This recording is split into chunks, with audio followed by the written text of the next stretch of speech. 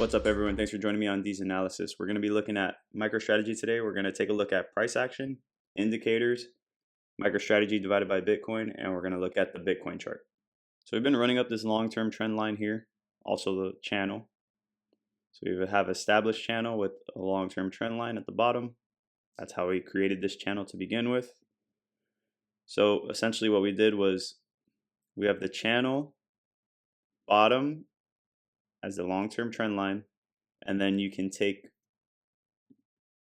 this tool here, parallel channel. So once you identify your trend line, you can take it and then you can line up at least two tops referring to the tops of these candles or wicks, whatever makes the most sense, and then you can draw it like that. That's how we came up with this channel here. So we have this channel. We've had a flagpole play out perfect, run up, sideways, run up, sideways, and down. Let's see if we get that next run up. But every time we've touched this bottom trend line or bottom part of the channel, we've had a shoot up every single time, as you can see.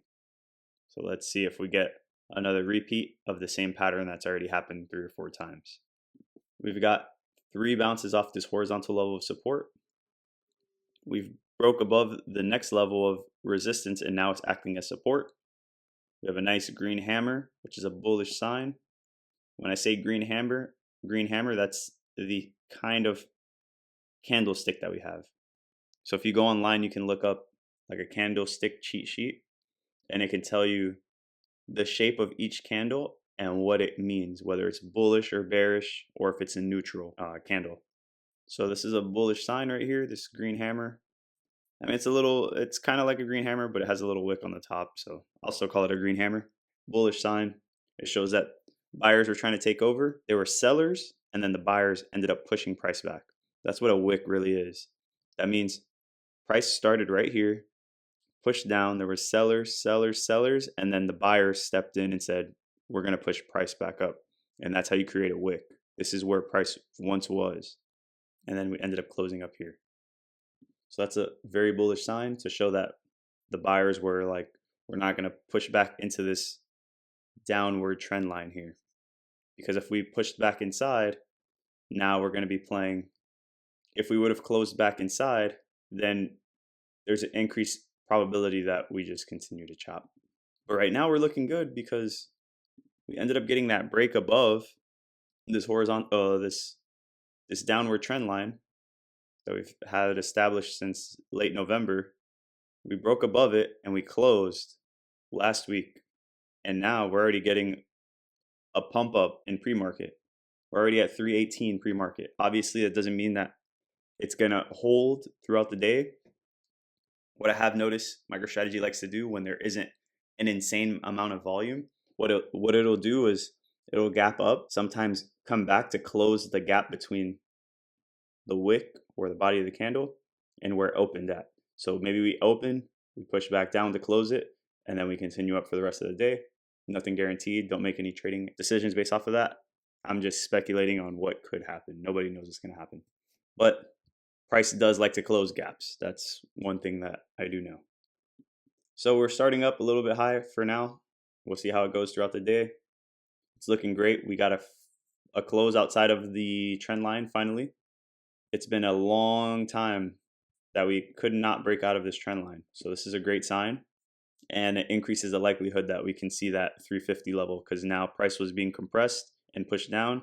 And we finally broke out of that compression. And now price can be a little freed up. And let's see if we can push up to the higher levels. In terms of the SMA, we're above the 20-day, but we're still underneath the 50-day. And we got a strong bounce off the 200-day here. It was a double bottom, it looks like, which we talked about previously. That double bottom coincides with this horizontal level of support. This long-term trend line, the dark gray, that's the one that we see on the weekly, along with the bottom part of this bull flag. So there's a lot of things holding price up, along with indicators. On the weekly, we got a bounce off the 50, which is a perfect play. And that bounce also coincided with all of the things that we just previously stated. So there's a lot of confluence together to allow price to push up higher, it increases the likelihood of something happening. It never guarantees it, it only increases the odds. That is it, because everything in the market is a probability. So we're looking good. We're trying to push up to the 20 SMA. And if we can crack that, the trend can really start to continue and we can move to this midline of the channel and eventually to all-time highs. Also remember, trend lines are really just the same thing as horizontal levels of support and resistance. They're just in a diagonal fashion or a vertical fashion. That's all trend lines are. They are the same thing as support and resistance. They're just in a different form. And so are SMAs. They're support and resistance that just moves along with price. Bollinger Bands, we got a bounce off of the weekly, the bottom green band. So there was a lot of things, as you can see, underneath price in this region. And we got 3 strong wicks off of it. And now price hopefully can continue up higher when we see this blue band and eventually make it to the red band and beyond. On the weekly, my connection is pretty bad. I don't know why. It's taking a long time. Okay, on the daily, we look good. We broke above the blue. We got a bounce off. And now we're playing off of the horizontal level support and the downward trend line. So it's looking very good. Very bullish looking right now. Doesn't mean that we can't turn around, but it does look good at the moment. In terms of the MACD, we look amazing. Creating higher highs, higher lows. We have this upward trend line. You can see that there's a strength and volume increasing. So the volume are the candles here. So when you see red, it's bearish going down in momentum. So momentum's increasing to the downside and volume's increasing. When you see the green candles forming and building up, that means there's an increase in volume to the upside in bullish territory. And then you have this strength index. It's pretty much the RSI plus volume combined. That's pretty much how this is working. And you can see the increase in strength as price is increasing. The blue line crossing over the orange, very powerful. And now we're trying to break into positive territory where this dotted line is. Very bullish sign. It increases the likelihood that price can continue up with some momentum. That's exactly what we need on MicroStrategy. MicroStrategy feeds off of momentum. On the weekly, we are creating a bearish move. We're creating lower highs and lower lows. But that's okay because it can always end up something like this where it doesn't even fall underneath and these candles are already starting to dwindle down a little bit. You can see the red is starting to turn into the white and they're getting a little bit smaller. So we want to see that continuation of smaller red candles and then eventually green and then the blue curl back up and take over the orange. On the weekly RSI, we made it to the midline and now we're pushing back up. Every time we've made it to this midline recently, we've ended up pushing back up. So we fell underneath it slightly, but that was back in 2022 where things were going downward. But ever since we've had that run up, we've always been bouncing around this midline. So it looks like it's continuing to happen again. And the purple line is looking to overtake this moving average, the yellow line, on the weekly. On the daily, it's perfect. Higher highs, higher lows, you can see it. We can actually draw a trend line on it. Perfect. And it overtook the yellow line, which is a moving average. And it's showing an increased strength in price. We're going to take a look at Bitcoin's chart. We were speaking about this the other day where we said we're hoping to get a move here after this wick. We were saying hopefully an engulfing candle or to close halfway.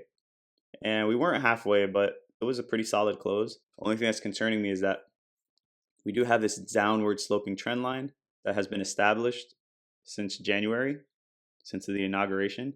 So now my thought is, are we running up to this trend line just to bounce down how we've done previously, how we've done here in the past? Are we just repeating that? Or is this actually going to be the breakout and we continue up? So this is a great sign that we're pushing up, but we have to make sure we break above 90,000 and this trend line here. We need to reclaim that and then break through 94,000 and take over that and then eventually make it to this trend line that has been established for a while now. MSTR divided by Bitcoin is looking amazing right now. We have this downward sloping trend line that we finally broke out of. and it looks like we got a bounce off of it. And now let's see if we can continue higher. Currently at 0.0036. So we need this to go up, and that goes to show that MicroStrategy is outperforming Bitcoin, which you need to see in a bullish trend, because that goes to show that MicroStrategy is doing what it's supposed to do. MicroStrategy is a derivative of Bitcoin. It's a leverage play on Bitcoin. So as Bitcoin goes up, MicroStrategy should outperform. And as Bitcoin goes down, MicroStrategy should underperform, because it's going to do an exaggerated move of whatever Bitcoin does. So this chart goes to show that MicroStrategy is doing what it's supposed to do. And we do want to see some kind of run up, how we've seen here. That's what we want to see. We want to see something just like that all over again. Because if we can get another run up like that, that'll be a huge run for MicroStrategy. If we can take something like that, that'd be perfect. And that's when you'll start to see the leverage compounding on MicroStrategy, where, yeah, the MNAV might be 2.5 or 3x, but then it ends up doing more than that because of the compounding effect over time. But overall, this looks amazing. We need to get some solid candles. How you can see here, we need some engulfing candles to take over and really establish that power over Bitcoin and have Bitcoin run up and MicroStrategy go along for the ride. I definitely think MicroStrategy is a buy, not financial advice. The run up of Bitcoin cycle should be ending this year, and then we should have 1 year down if Bitcoin continues its normal cycle.